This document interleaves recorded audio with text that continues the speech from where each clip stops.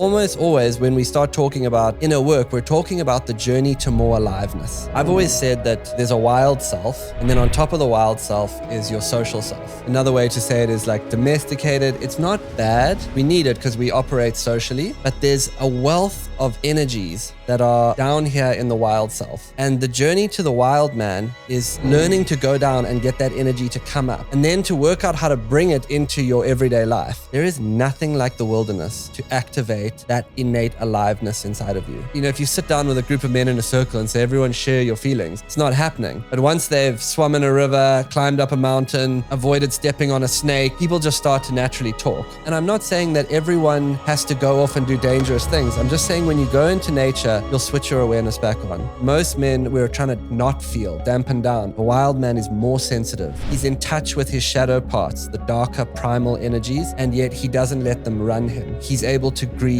when necessary. For men who can't go to Londolozi or Pondoland, like where do they get in touch with this? If you want to start to activate the wild man, just start paying attention. Notice how you feel when you woke up. The things in your day that literally made you feel more alive, more energized, even a little bit. Notice when your partner comes up to you and says you want to talk about something and you close. Everything comes down to paying attention. People feel out of your presence. There's something about this person, and that presence starts to do its work in the world.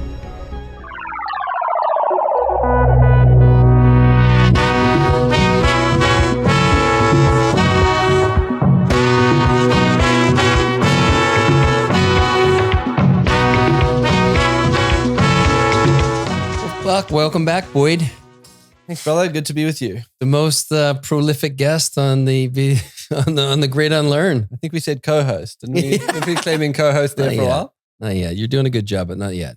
So it's been, must be coming up close to almost exactly a year since our last session in the studio here. Yeah.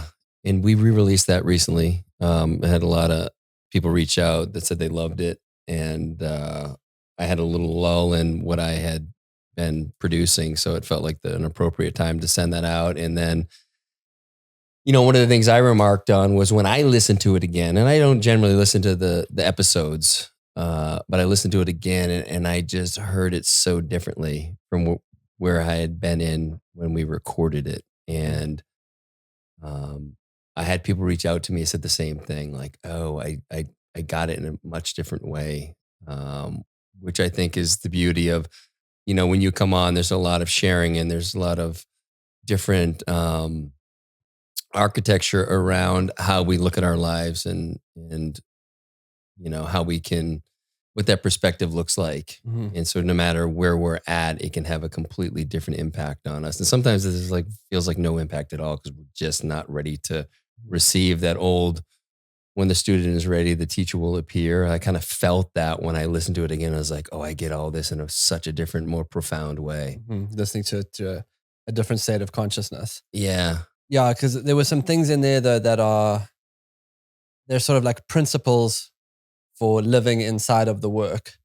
And once those principles are established, you know, you're never going to go too far from them. Your relationship with them keeps changing as you practice, you know, the practice of living and being in the work.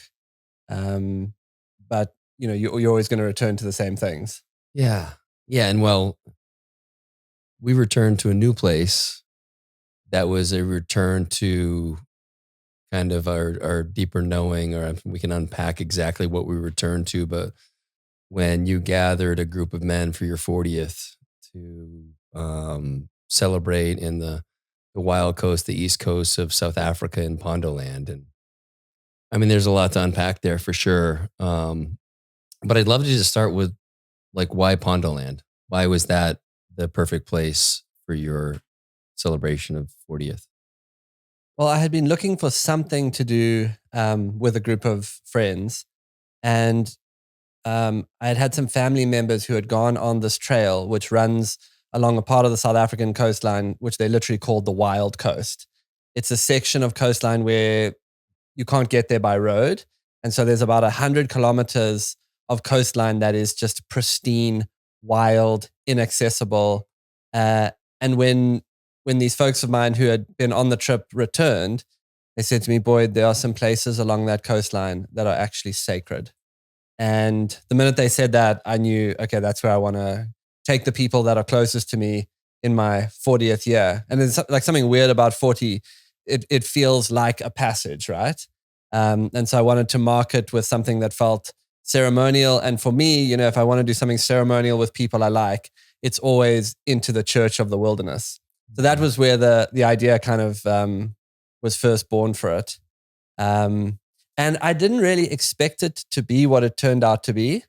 You know, my idea was like, I just want to get my friends together and we'll go walking. But man, you get a group of guys into a wild place like that, and you can't help but start activating archetypal energies. And so that was what's so incredible about it. It was not like planned to turn out to be the sort of ceremony that it was, but just very quickly we all started dropping into that. Yeah, it was, I mean, there's a lot to share about that. Certainly our guide, Matt, was amazing. And you've been around a number of guides. You're a guide yourself, you know, at Landalosi. And I was so impressed with his ability to challenge us while keep us safe and educate us on what we were experiencing and just set a really beautiful container for us to experience Pondo Land. And then layered on top of that, you, as you always do, show up and give prompts for us and things for us to consider while we're there. And so it's not merely just us going on this, you know, 4-day hike. There's like, there's an opportunity to awaken something in us.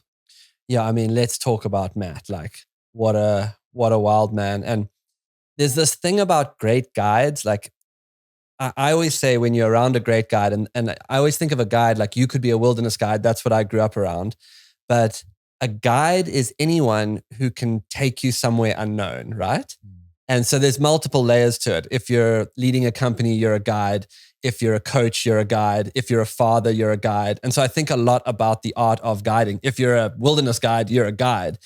But like one of the things that I notice in guiding is it's almost like the first moment you see your guide, if they are steeped in like real authentic connection with that place, almost instantly something in you should go, geez, I hope we're going with him. Like before you've even interacted, you get a sense as you like clap eyes on someone who's deeply authentic. And it's like your unconscious can sense it out. And Matt's that guy. You know, this is a guy who he's not just arriving there to do the job of guiding. He's grown up swimming in these rock pools. He's surfed all the breaks along this coastline. He's swum with the sardine run and free dived for sharks. He's lived, you know, collecting mussels and oysters off the rocks. He knows where a freak wave breaks at a certain swell. He knows the winds. Like you just get the feeling the minute you're around him that he's a part of this place at a different level. He's not just like arrived there to do his like week-long guiding trip. He's like somehow that place is a part of him and you can feel that authenticity. And, you know, when you get around someone like that, even before they do anything, you can feel they start to create an aura of what this trip could be. So that was incredible. And then for me, it was like, you know, okay, a lot of people, like as you guys are, like, okay, we're doing something in South Africa. Everyone's just, we're coming. I don't even know what it is. I think our friend Ted thought it was a run. Like different people had Googled it, but no one had really, everyone was so busy. No one had the time to like dial in. And then it's like morning one, push this boat out into that big surf. Try not get the boat tipped launching it. Like down the coastline in the rain. Pouring rain. Everyone like, okay, this is different. Big surf. Come into what should be a small cove. It's a raging torrent. A waterfall is blasting over the lip there. You know, it's just like suddenly you realize like, okay, we're in something here. Yeah. And I mean, in that ride down into that cove was a good hour and a half, and it was just boom, boom, pounding rain. Oh, it was bananas. And then we're getting off, so we got to jump in the water to get on the rocks, and we've got our backpacks, and like, your backpacks will be fine. All the backpacks are soaked, and we were just in it from the jump, and that was the beauty of it. There was no kind of easing into it. We were in the experience immediately. As we were coming down the coast, and then we saw the point where normally you swim into a quiet estuary where a river is coming into into the ocean. Instead, there's a raging torrent, and you see all the guides look at each other like, oh, I don't know if this is going to work. And like just looking at the look on their face, like there's a majorly different variable happening right now. The water's pounding. Yeah, and that was it. And typically in a rite of passage, almost always the first movement of any rite of passage has to do with separation from the known world. A sense that I'm stepping out of my life that is known, out of the constructions of safety, out of what I've built and the identity that I've come to be embedded in, and I'm entering into a different space. And I mean, if ever there was a transition that stated that, like you get on that boat, you get into that rain, you swim up to that raging torrent of a river, you get yourself ashore, wet, soaking, you don't know where you're going, you're in a different world. Yeah. And what's cool about it is like the psyche can sense something is happening here now. So unconsciously, these systems start to activate. And the minute the psyche starts to realize like I'm in the wild, I'm in an unknown place, I don't know how this is going to go, it starts to activate almost naturally. It starts to activate archetypal energy, And so I guess like if you could imagine modern life or consciousness, or how would I say it? The socialized mind, everything that makes us social, able to interact with each other, is built like a tiny layer on top of a massive layer of the unconscious mind and unconscious energies. And it's like this endless vastness of these archetypal energies that you see in nature. And, you see when a mother cares for its baby in nature, you see that archetypal energy. When an animal hunts, you see that archetypal energy. When animals fight with each other, you see that archetypal energy. It's like the energies of life. And then on top of that, here's socialized life. And the minute you go into wilderness, what you start doing is you start creating more access to all of this underlying archetypal energy. And you don't have to work to do it. It just starts to happen. So when you take a group of guys and you put them in a storm and you put them in a situation where a boat can flip or you might have to swim ashore and suddenly it's happening and now you have to operate differently, immediately you start coming out of the socialized and you start feeling the stirrings of that archetypal energy underneath. And like literally like within 2 hours of the first morning, we were starting to activate that.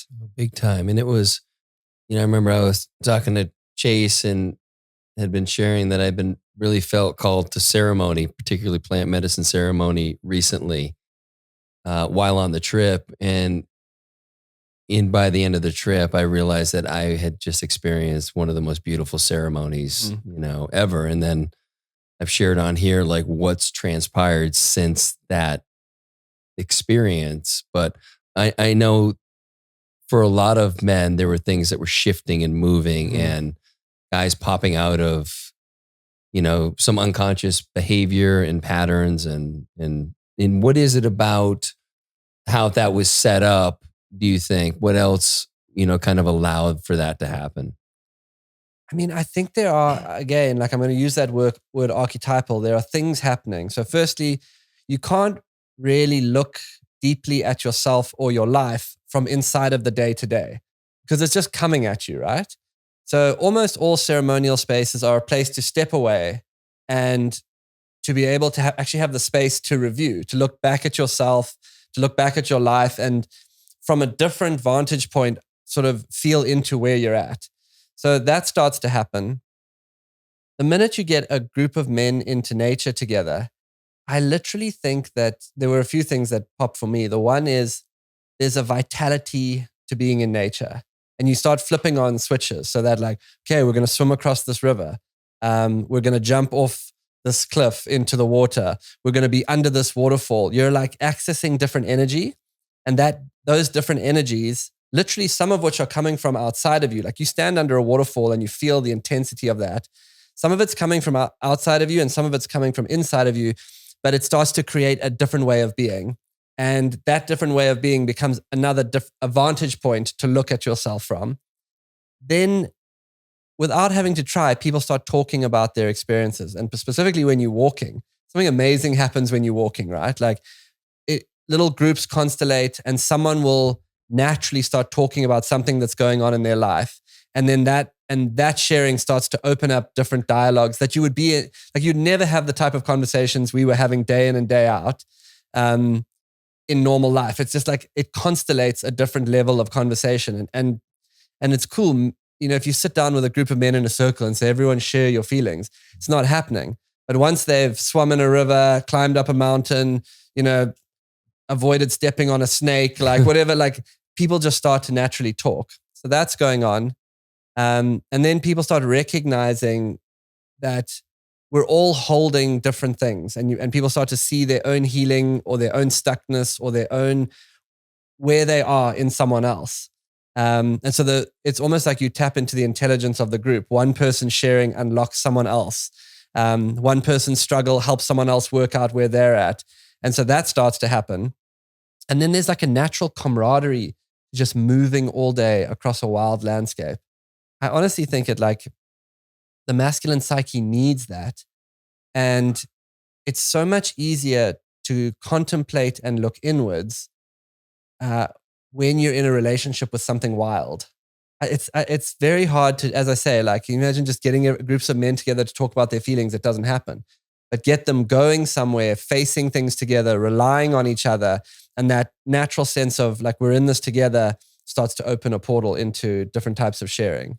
Yeah. And it's interesting because within, the group of us walking, oftentimes I found myself just listening to the conversations ahead of me or behind me and just tuning in and like what was there for me to take that was relevant to me. And it was really amazing over the course of 4 days of hiking for hours. You really get to spend time with each person in many different ways. And then obviously convening for dinner and there was something about that experience in the way that Matt has really set it up. I mean, the architecture of it is perfect. There's so many good moments, right? Yeah. I feel like that's really what he's so exceptional at, like putting you into like very rare, beautiful places and then taking a moment there. Like I think of that first morning where we paddled up the river and we sat in that cave amidst that like very unique, like walled cliff faces with these incredible plants on them, and just drank coffee in silence there. Bessie's cave. We go, you just find yourself into this incredible cave that the minute you walk into it, it feels like you're in a cathedral and the surf is pounding down below you and you're in a place and you can just feel ancientness. And then for everyone to have an opportunity to, leave something behind in that cave. It just felt like we were in this deep archetypal sort of journey. Yeah. When I've thought back about that trip and, what my time has been like since then, it was like one of the parts of the, I found it. I found my remarkable pen. It was sitting in the cushion. Yay.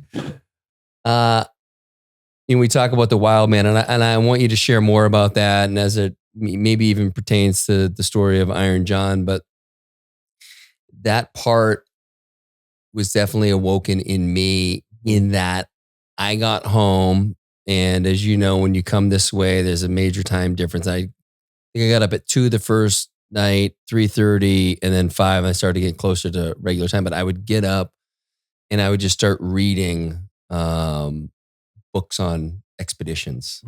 Shackleton, I read about Teddy Roosevelt, I read about the Nile, I read about shadow divers. Like I couldn't consume enough. And it was like these men that were doing these things that were astounding. And I couldn't get enough of it. And it was like an inspiring to me in a way that it shifted something in me because for a number of years, I've been reliant on stimulants in many different forms. And there was just this knowing that if I'm ever to be who I'm meant to be, I need to move on from those things to find out what it would be like. It's like looking forward 5-10 years. Am I still going to be reliant on these things. And I think reading all those stories and about those journeys, on the heels of that experience in Pondo Land was one of the major things that allowed me and gave me the courage to say enough. Mhm.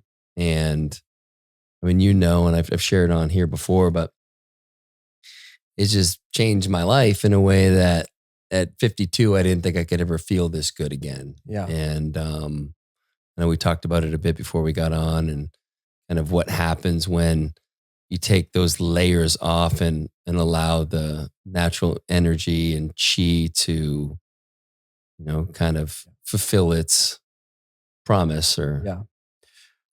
Well, I mean, let me have a go at trying to articulate what that experience is. So it's like from a wilderness point of view. I've always said that, there's a wild self, and then on top of the wild self is your social self. And your social self, I think I said on the last podcast, we need it because we operate socially.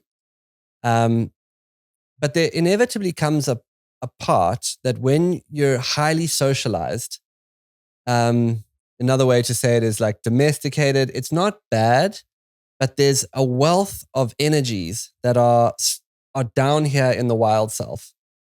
And so what does any kind of inner work become?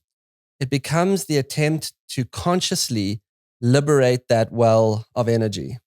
And the journey to the wild man is the learning to go down and get that energy to come up, and then to work out how to bring it into your everyday life. And so almost always when we start talking about inner work, we're talking about the journey to more aliveness. Like, how can I feel fully alive in my own life? And there are a lot of ways to do that. We've spoken about shadow work. You can liberate shadow energy. Usually that comes with more aliveness. But for men and for women, but in different ways, there is nothing like the wilderness to activate that innate aliveness inside of you. And so it becomes, the first thing is that it's relational. So the journey of the wild man is to feel yourself in deep relationship with an ever-changing, alive ecosystem. And I often say, if you put your attention on alive things, you become more alive. So literally feeling the aliveness of the plants, the rivers, the oceans, all of that, it flows into you. And you start to realize, all of this, I'm a part of it. Then you have to find, one of the things I said in Lion Tracker's Guide was, a great danger we all live with is a danger of no danger. And what I mean by that is when you're in the natural world, and I'm not saying people should go do dangerous things in nature, by the very nature of how uncertain it is, you have to switch on a different level of awareness. You cannot be living, dialing it in when you're out there. It requires attention, whether you're swimming onto the beach, whether you're swimming out through the waves to go and get some mussels off the rocks, whether you're walking in the rain on slippery rocks, like you got to be switched on. And so it forces a kind of attention. And, when you talk to a lot of people who are at the beginning of a journey and you talk to a lot of men, they say, yeah, I just feel like people will report feeling stuck, or they will report feeling like I'm kind of asleep in my own life. Everything's fine, but like I don't really feel much. Nature is a remedy to that. Then there is something about operating in the unknown as a group, especially as a group of men, and you start to watch different skill sets come up, that attention is turned on, you have to be attuned to each other. That starts to also flip those switches of aliveness. Because, the minute you're out there in a wild place, you've got variables. And I think of that one day where Matt took us out to what they call the Top Hat Rock. Mm. And normally he doesn't let groups swim out to that rock. And the way that it worked is we were standing on a rocky shoreline, and then there is white water and waves and chop in front of you. And then out beyond that chop is a single rock that stands out there with a second rock on it that looks like a top hat. And he says to us, okay, I'm going to need 6 volunteers to swim out through this wild chop. When you get to the top hat rock, I'm going to pull you up. If you get sucked out, stay calm.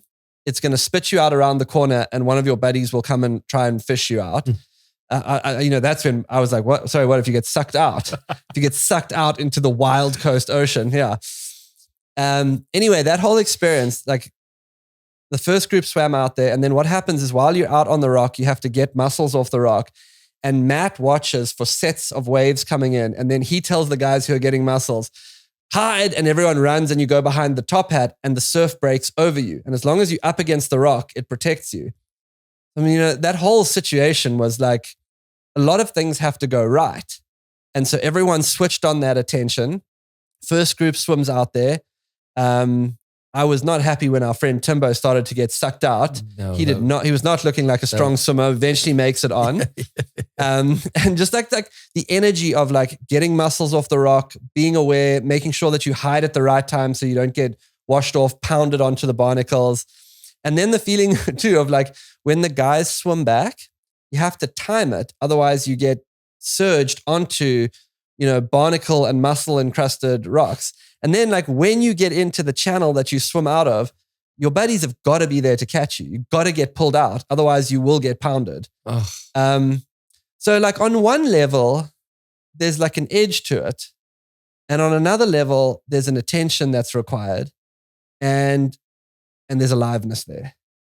And so, and also at the same time, you've got a guy like Matt who's modulating the risk. So he knows, he has enough of a sense of the place. So you start putting those three things together, you don't have to work too hard to get your aliveness switched on.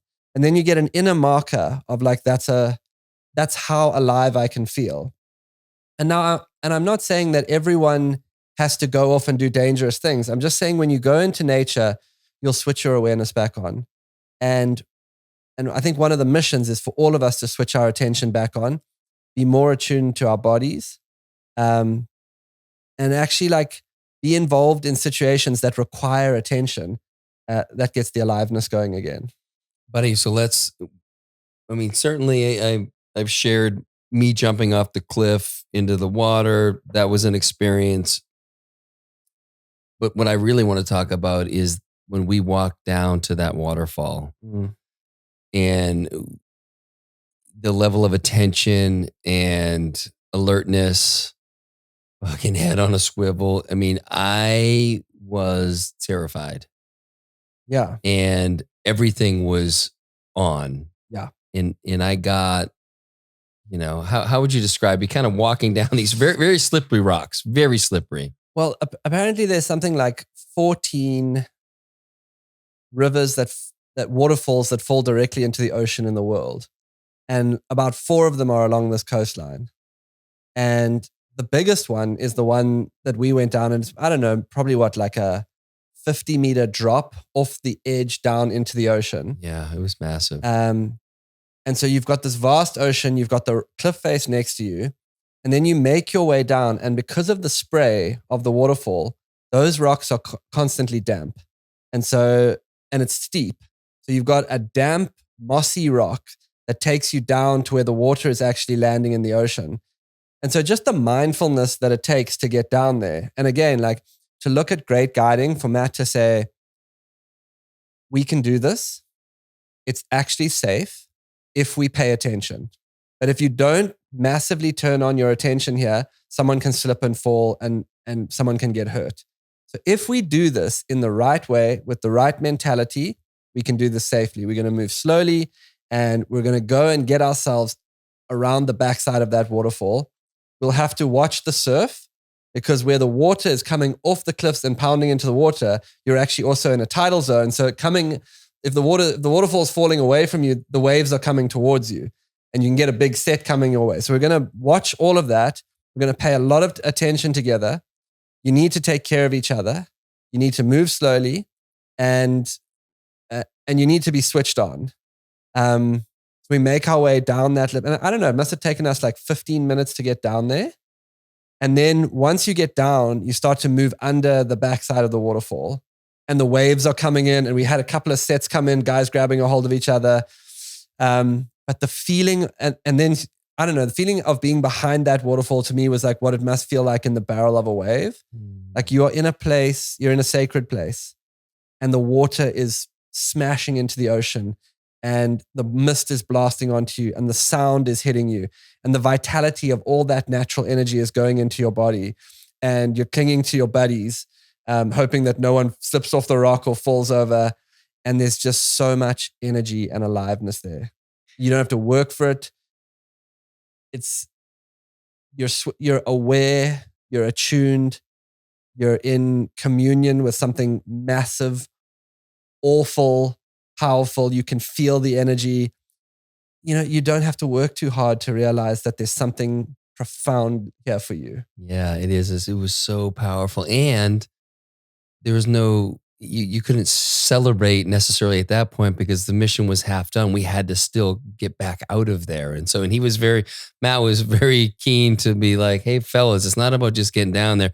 We need to get out of there too. Yeah, that's 100% it. You got to be like, once you're down there, it's not like, oh, we did it. You got to take in the moment. Then you got to actively switch yourself back on and make your way back up. And you still got to, another 5.5 hours to walk over cliffs and, but that's the core of it. Is like, okay, I talk a lot about activating the wild man in nature. The wild man is the man who's in touch with all of these underlying energies. He is socialized, but he's also in tune with something more instinctual. He's able to draw energy out of nature. He's able to feel his instinctual feelings. Most men, we're trying to not feel, dampen down. I'm actually saying that the wild man is more sensitive. He's more attuned. He's in touch with his shadow parts, the darker primal energies, and yet he doesn't let them run him. He's able to grieve when necessary. And there were moments all the way through where I had this idea that when the masculine body moves over landscapes, wild places with other men, it starts to open a doorway into those feelings, those instinctual feelings. And usually as you start to feel those feelings, what it takes to be alert, what it takes to be attuned, what it takes to not get washed off into the rocks, making sure you're there for your brothers. You can't open to those feelings without feeling your own grief too. And so on a trip like that, as you feel the aliveness, almost always there's the feeling in your chest of what's ungrieved. And there, without working too hard, it starts to come, And that grief has to be felt. Otherwise, it calcifies into a kind of numbness. And so the whole irony is that the men I know who have spent most time in nature, they're actually more sensitive because it requires sensitivity for survival. And so, the idea that men should be hardened, it's no, that sensitivity around great trackers, there's attunement, there's awareness to the weather, there's attunement to what's going on around you. And to develop that sensitivity, what happens to men where you start at a certain point in your life, just looking down into your chest and just feeling this calcified place, you go into a wild place, it has to open. For your own well-being, safety, and survival, you have to get more in touch, more in tune.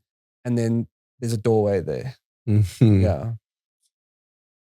Yeah, dude, that just brings...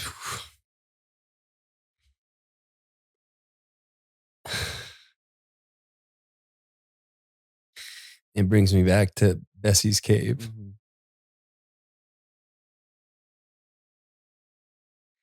And I kind of shared those sentiments before, but I feel like the first time that I was really in touch with that grief and sadness of how maybe I haven't shown up how I've wanted to show up and haven't been able to because that place has felt calcified. And I mean, I guess it's no surprise that in the weeks following that it started to wash away. And, Peyton and I have,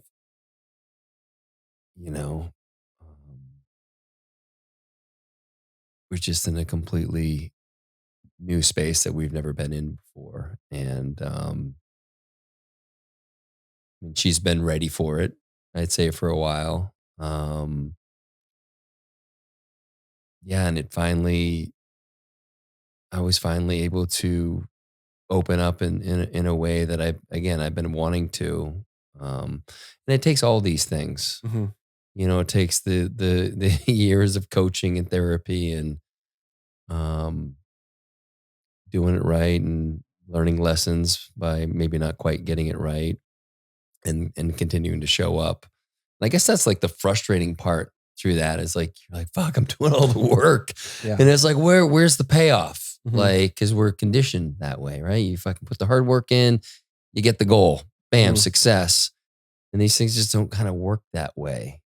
No, not when it comes to getting the heart open or getting the grief to move, and so you can map patterns, you can do all of those, you can do the work, but there's an intelligence to when something like that can actually open and be moved. Um, and it requires all sorts of different ceremonies. And in this case, the natural world was the door for you. It doesn't surprise me that you came back and start attuning to like all of these great adventurers because you know that there's something there for this next phase. Maybe the medicine you've been looking for, is in the solitude, in the wildness, in the vitality of wild places, in the presence of other people, the right group of men who are also looking. And yeah, so it happens when it happens. Yeah. Well, tell me what, like, okay, so for men and women listening right now who can't go to Londolozi or Pondo Land, like, where did they get in touch with this? Let's just talk about men, this wild man in their community right now. Like, what can they do to really drop into that and create space for it? Hmm. I would say the first thing is to invite the wild one, and to actually start to say like, I want, I want to bring forth the one that is wild in me. Um, with women, it often comes with learning, like the seminal book on this is Women Who Run with the Wolves, comes with allowing the intuition back online and to face what the intuition is telling them after years of maybe it being pushed aside or suppressed.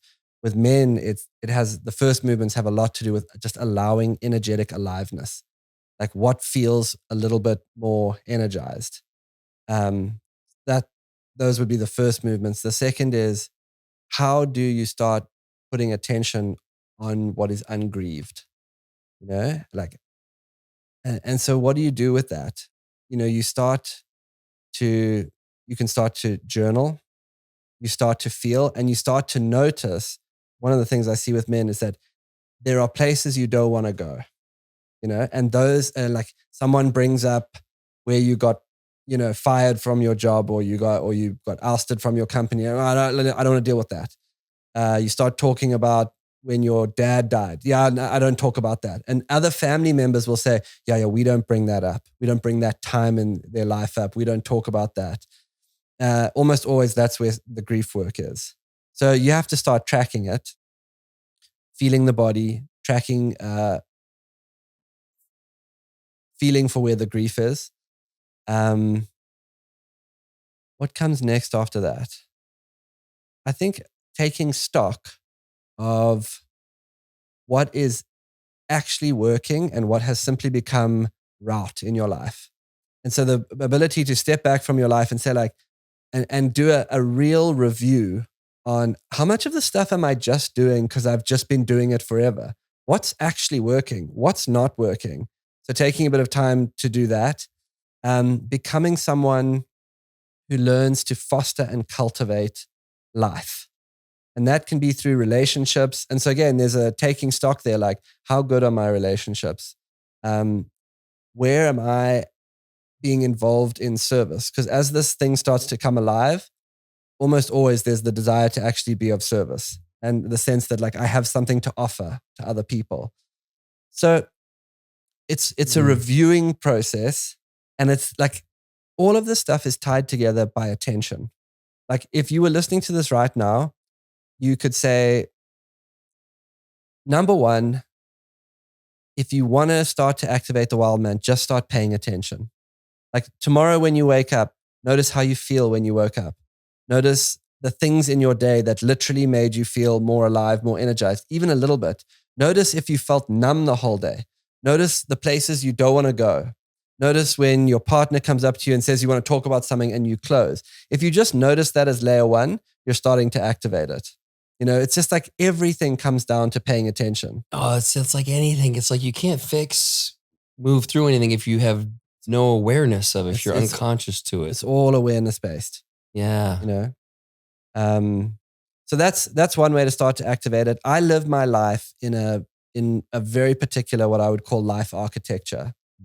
And it's a way for me to keep the wild man online. And for me, my architecture is not so much a schedule, because a schedule is actually way too linear. It's more an awareness that I operate out of. So I know that there are some things that make me feel good. I have to move. I have to be in solitude. I have to have time to connect with people. I have to work on things that feel vocational and meaningful. I have to rest.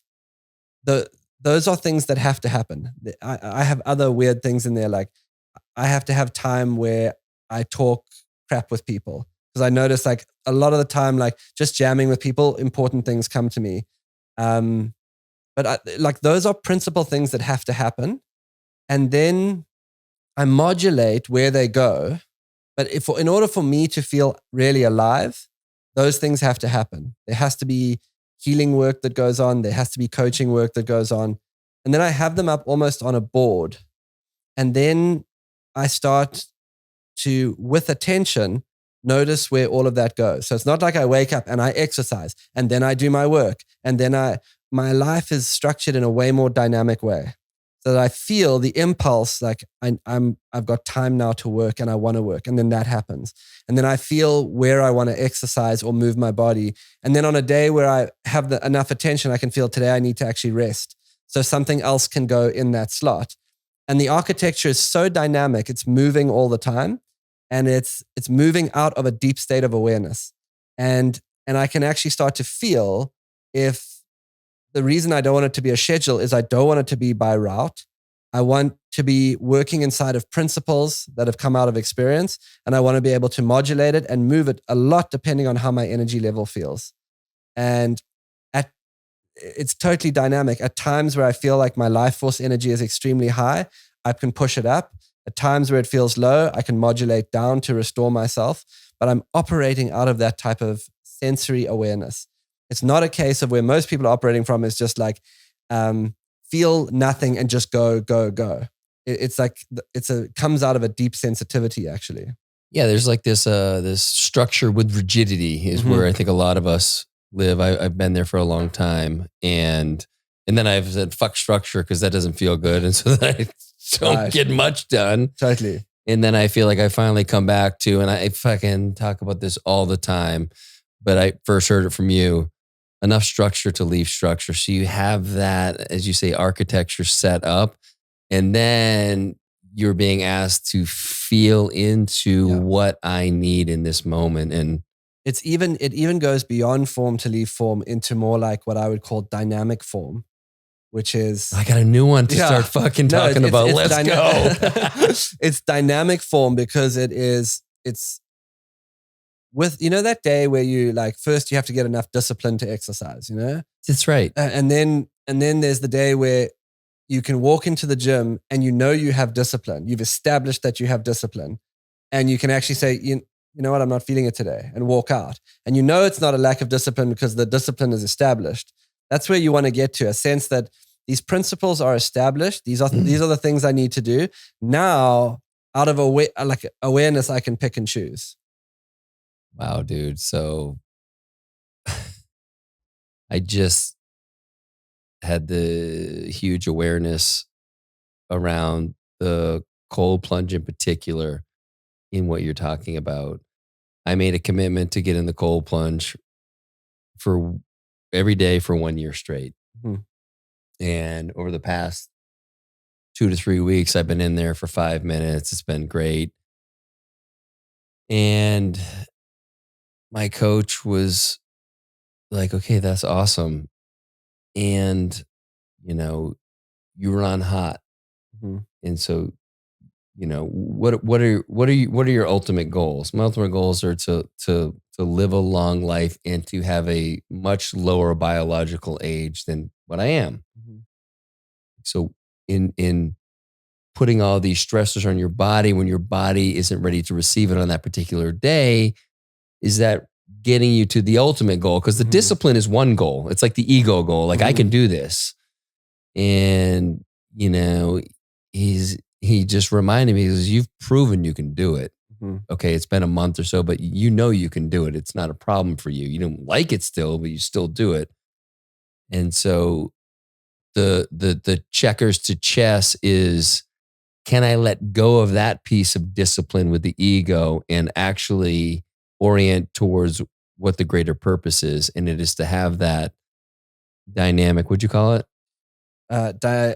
Dynamic form almost. Dynamic form where yesterday I looked at my HRV reading and it was maintain, which is like the middle. Recover is like when you really don't want to do much. But even with maintain, I'm like, okay, I'm literally going to get in and out of the cold plunge in 2 seconds. I just want to like do it. It won't affect my nervous system. I just want to do the hard thing. And I had yoga yesterday and it was really a recovery day. And I woke up today and sure as shit, my thing said push. It means I can go for it. And so today I did the cold plunge. And then I really wanted to do this workout that was pretty challenging. So I did that. And then it's like, well, do I really want a sauna today? Because that's adding another layer of stress. And I've already done these 2 pieces. Cold plunge are great for you. Sauna's great for you. Working out's great for you in the right dose at the right time. And so for me, I'm being called to really sit with letting go of the ego piece and follow into the intuition, the soul, whatever you want to call it. And it's not how I've operated. The ego has driven so much of my quote unquote success that it's easy to lean on. Like I can just do hard things. And the harder thing is to put aside the beating my chest that I've been able to do this thing and say my body actually needs something different. Totally dynamic is where it eventually goes, right? See this a lot with runners. People who just like, so many people I start coaching them, yeah, I need to run to feel good. I have to get my run in order to feel good. And then if you watch it in holistically, over time, the body starts getting in the big run, but the body starts to get tired. Everything else starts to suffer and the energy goes down. So the key thing that you're saying there is like, what are we actually designing our architecture for? What's the real mission? The mission would be, dynamic energy all through the day, mobility and movement, or feeling super energized. If that's your central goal, then you can't just run 10 miles 5 times a week because you're actually going in the wrong direction. And it's always like that. It's like, okay, let's make this thing way more dynamic. And in order to be way more dynamic, we're going to have to be way more in tune with ourselves. And in order to be way more in tune with ourselves, we are going to have to root out the things that keep us from feeling. And that's almost always going to be identities, roles, that we've assumed, unfelt and ungrieved emotions, and rigid thought patterns. And I'm going to add another one. Stimulants. And being a bro. No, I'm joking. No, but so those things have to be addressed. Yeah. Like what ego identity am I operating out of? Thought patterns. I have to be like this. This is how one should be. All of that stuff holds a lot of people in place. It's amazing how many thoughts drive our actions. If I don't do this, I'm, unfelt emotions. So that's the calcification that I was talking about. That stuff has to be addressed in order for real wildness to take place. Wildness, an ecosystem is not rigid. An ecosystem is adaptable. Animals have to move based on how the system is changing. That is the core of it. The ability to be like in dynamic relation with the way things are happening inside you and around you. Just came to me. I just finally got around to starting to read Atomic Habits, which I, like everybody, I've loved it. But these identities and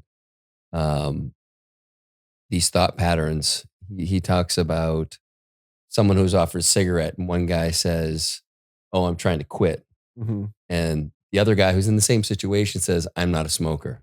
Mm-hmm. And it's just like changing that identity. The other Yep. guy is a smoker still, trying to Totally. quit, and the other guy's like, "I'm not a smoker." I think about when you talked about to Mike about, dude, you're an artist. Just start introducing yourself as an artist and see what happens. Yeah. Change the relationship to your own identity. And then you can actually feel into it a little bit. Yeah. So that's one way to think about activating wildness for sure. All right. So it's been a year, let's say, since we last were here. We covered so much. One of the pieces, well, I've had people reach out and said they want a little more on upper limits. But before we get to that, I want to talk a little bit about the Beck change cycle, and in particular, the phase you've been in or had been in when we spoke. And frankly, I was in, I think, as well, was the meltdown phase, and kind of what that meant for you in like how that journey has been over the last year. Yeah, I think I was in the meltdown, right? Just Maybe. bagging I don't know. I was doing my own meltdowns. I wasn't really paying attention. Meltdown. My ideas about who I thought I would be are changing. And so, for me, I would say that the big thing that had to happen was I had almost a year where I just accepted where I was at. And one of the things they say about meltdowns, the change cycle, just to refresh for people, is meltdown. If you can let yourself melt down, you move into dreaming and scheming, which is like something in you starts to identify a new way of being. Then square 3 is you have to put it into practical form, the hero's saga. And then you find yourself in a new identity. So I was in meltdown. My ideas about who I thought I would be and what I would doing was changing. I was 39. I was in like the tunnel to 40. And, I've been traveling almost nonstop. I've been on the move for the last 10 years, and just kind of like always moving was one big pattern. And so sometimes when you get like a high level of movement like that, one way of thinking about it is there's still things in the energy body that don't let you settle. Usually people who are very grounded don't have a lot of traumatic events in the energy body. And so I took a year to root out anything that was left in the energy body that wouldn't allow me to be in one place. And for me, that looked like not stimulating, not needing to, allowing life to be simple and not needing something major to happen. And one of the discoveries that I had inside of that was that there is a part of me that likes to be dysregulated. So if you can imagine, like inside all of us, there are different parts of us. And the part that likes to be dysregulated was still running that part of the show. And so I had to reach a point where I could get to know that part and get in enough relationship with it that it could actually start to rest and tell it that it doesn't need to run the show too much anymore. So it was a year of solitude, really like a year of solitude. I stayed in the bush in South Africa. I ran all of my retreats there and I just didn't go anywhere. I spent a lot of time by myself and that resulted in like a year of a deep sense of letting a new way of being kind of take root. And as that has settled, a whole new vision for what I want my work to be emerged. And a lot of that has to do with starting to bring people to wherever I am versus going out to work with people. And so it's like, I had to melt down. I had to take the time in meltdown. And then the vision of transforming the spaces I'm in to start to bring people into them started to take root. And that's slowly starting to go into square 3 now, starting to put that together. And that's the beginning of a new way of being. What was the hardest part for you, if you can identify, during that kind of meltdown phase? The hardest part was just to stop trying to get out of it. Stop trying to not be in a change of identity, and to actually just let it happen. This is like all of your systems to feel better, distractions.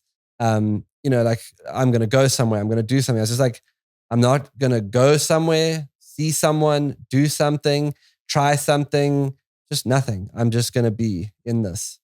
It's very, very challenging to just be. Who is there to support you through that? Coaches, like? I mean, I'm lucky in that I have a few people who are very, very trusted for me in my process. Particularly my coach and my friend Jim Dethma, he's founder of Conscious Leadership Group. He's been an amazing resource. Being in nature is always the number one teacher. And then, of course, the funniest thing is despite the fact that I was doing this, I ran 4 months of retreats last year. And, when you're running retreats, like you're only ever really talking to yourself. It's that type of situation that people know in coaching setups where every group, what everyone is working on is the thing that you're trying to work out, Yes, so it's just like, it's the best teacher you can get because you find yourself like expounding, on the power of grounding to everyone as you try and work out how to ground, So I gave some great lectures on grounding.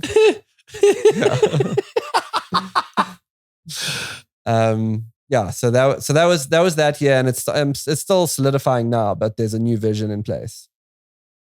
Have you identified any areas recently where you're hitting the upper limits and I'm not sure about this, and your nervous system's trying to take over? Yeah, I would say that there were a few things about that happened. The one was I had an incredible, I have a family business too. And so the family was hitting a collective upper limit. And so if you can imagine, one of the challenges of upper limits that Gay Hendricks talks about, and I encourage everyone to read The Big Leap, which is, the seminal book he wrote about this, is the thing about an upper limit is it's there to protect you, right? Because what it is doing, it's keeping you in the known. So the reason people upper limit is because they're starting to go into an unknown space to the nervous system. So the system upper limits to the known. Family systems will upper limit collectively. There'll be a group way of upper limiting. Any kind of self-sabotage is a form of upper limiting. And so what started to happen is that as a family, we were starting to hit a place where in the family business, we would upper limit. And usually there's a way that plays out in kind of an energy system pattern. And different people play different roles and have different personas to create the upper limit. So in my instance, my father will want to be extremely pioneering and do some very very greenfields type project development. And then my sister and my mom will, in polarity to his this is going to be great. We don't know what we're doing, but it's going to be great. They will dig in and they will say, well, we don't know what this is. And I don't know if this has been thought through.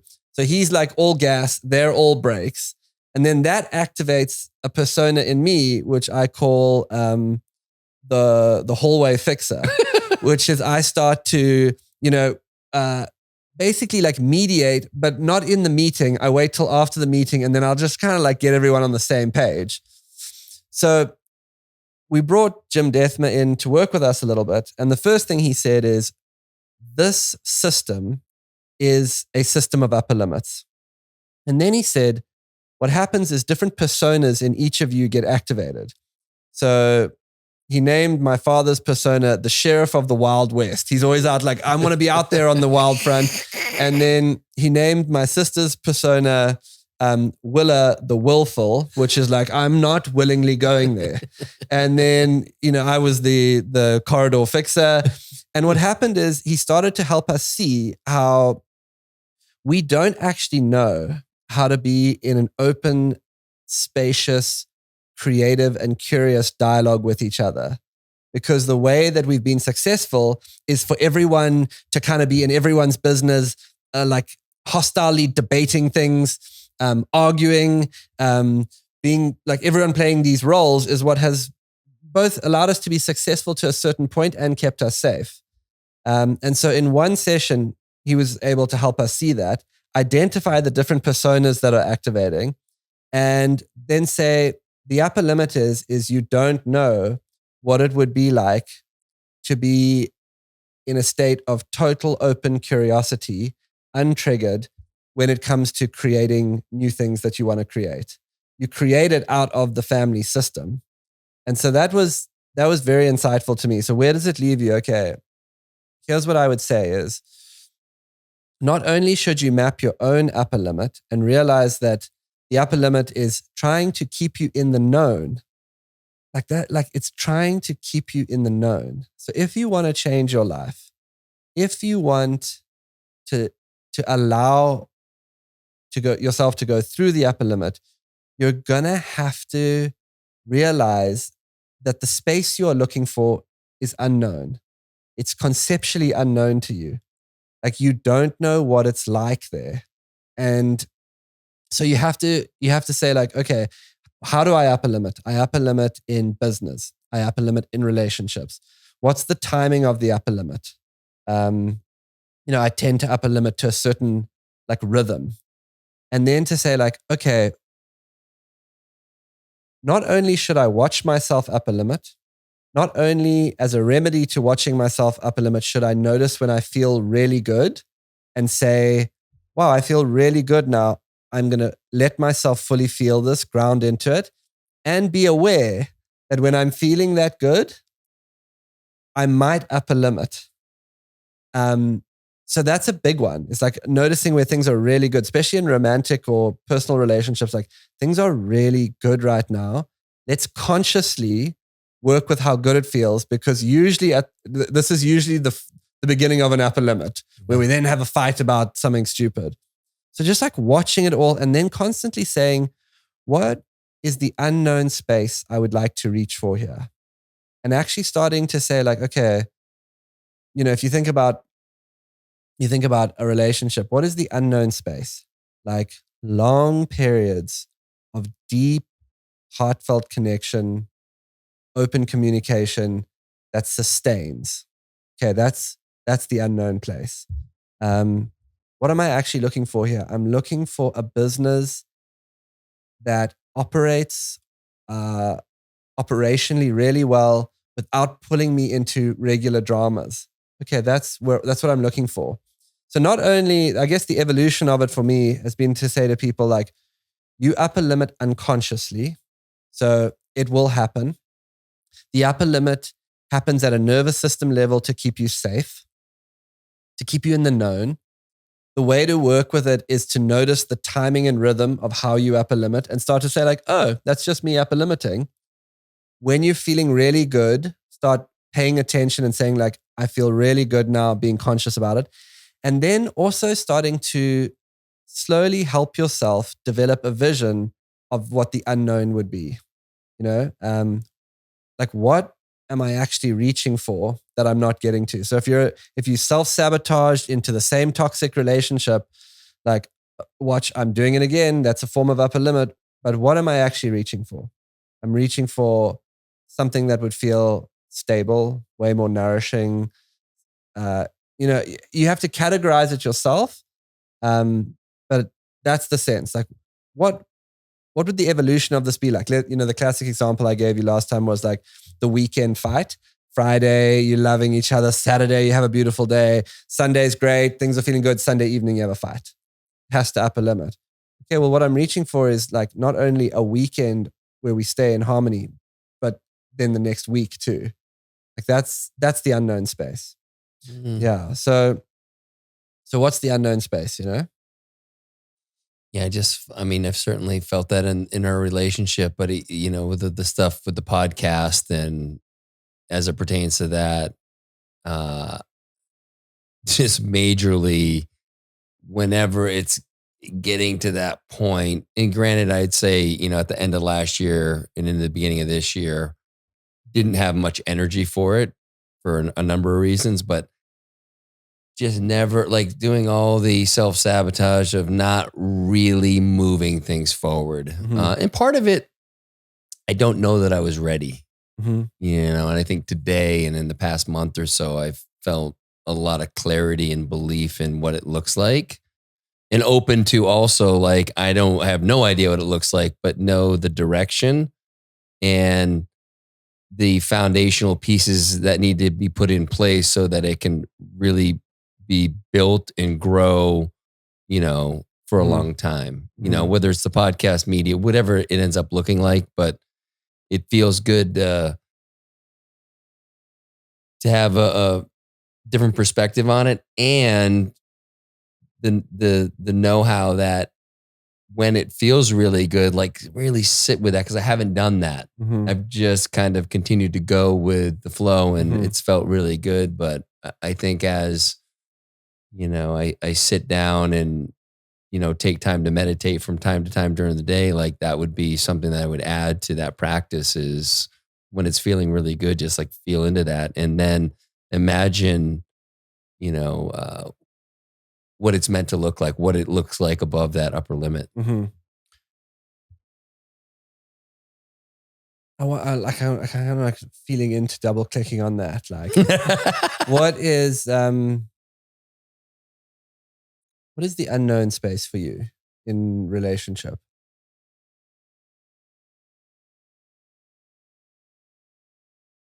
Open communication.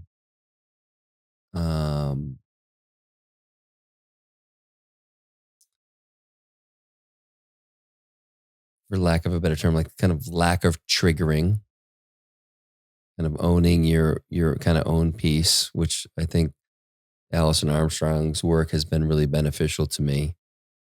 Something like open-heartedness. Yeah, open-heartedness and a sense that like I'm excellent at this. Yeah, there has been. Like, wow, like the unknown space is like, what would it be like to be really great at this? Yeah.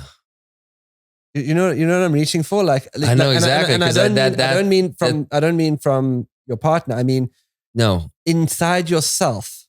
Yeah, because the story has been that I can't get it right. Yeah. Yeah. The unknown space is like, I'm great at this. I'm learning to be really great at this. And I'm just like, I'm living into that. And so it's like you can feel the energy on it, right? Yeah. It's an identity. It's a different identity than the one I've been carrying. Yeah. And like, what would it take for me to not up a limit into like, I fucked it up again. I'm doing this wrong. I don't know how to communicate properly, or like, what would it take to find my way into that space? Yeah.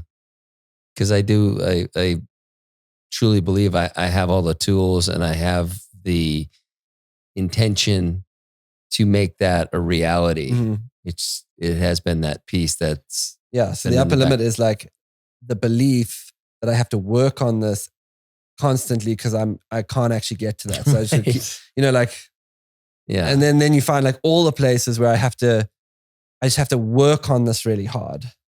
Otherwise it's not going to go where I would need it to go. Yeah. So what would it be like to just be like inside of yourself, free flowing into a sense that this is unfolding at the level that I want it to, with the level of quality and connection and. Well, it's definitely had that sense of ease in this past month. And not just with Peyton, with my kids too. Like this has been different without trying. I haven't tried. Yeah. And I feel like the body piece too, like if let's say you were upper limiting with stimulants, like I always needed something. Now you're coming through that into like this other energetic of like feeling your own vital force energy at a different level, right? It's a great example of like an unknown place. Yeah. And like, where does it go from here? Yeah. Yeah, it's very interesting to try and I think that if the reason we should do inner work is that if you've ever met someone, so what do I mean? You are someone who knows how to change. You are someone who is intentionally looking at yourself, not with criticism, but like with dynamically adjusting yourself. Um, if you're willing to do that, you look at your roles, your patterns, particularly roles is a big one. Identities, you're able to change them. Over time, you become like your consciousness remains soft and pliable, and you're able to change. As opposed to if you've ever been around someone who's like rigidly solidified, the classic is like the football star who could never let it go. They're still holding on to the glory of that time because they haven't been able to shift or change that identity. The incredibly successful business person who has now left the company and is still like trying to control everything and be the CEO of everything in their life because they haven't been able to change.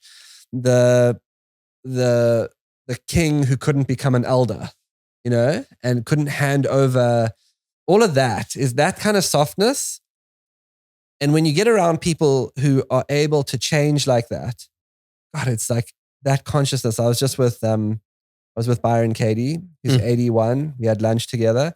She's just totally identity, soft, free, connected. There's nothing solidified around her, and you feel that open energy. I've been watching my dad over the last 2 years, like really step into out of big leadership roles into his role as an elder. And one of the ways you can feel it is he never tells you what to do. He only asks you questions. Really? Yeah. And he's there to support and ask questions. So he's always evolving your thinking about things by being present and asking questions. And his body and his presence, which could have become so hardened. It's a guy who grew up hunting lions and building safari camps, and it is so open and soft. And he's like a formidable guy, but the consciousness is soft and open and yet clear.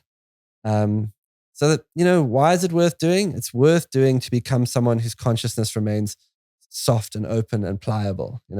All of the stuff that we bang on about here, without practice, it's just like self-indulgence.